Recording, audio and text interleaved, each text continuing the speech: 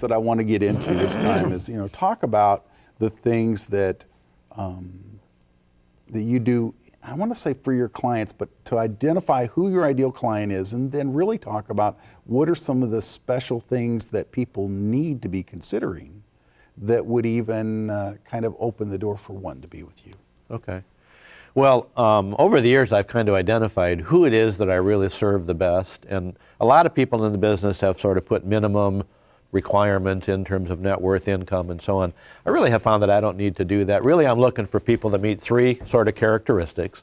I want to deal with someone who's friendly, because it's such a relationship kind of a thing. Someone who's responsible, and someone who's serious about making the best decisions they can regarding their money.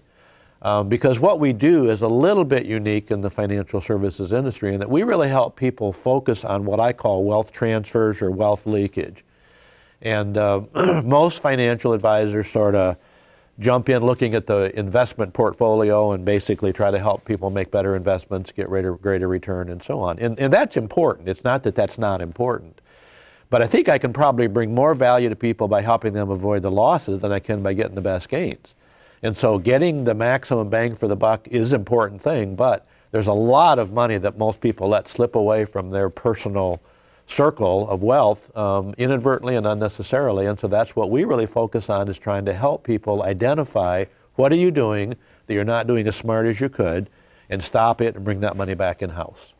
That's a whole training right there, isn't it?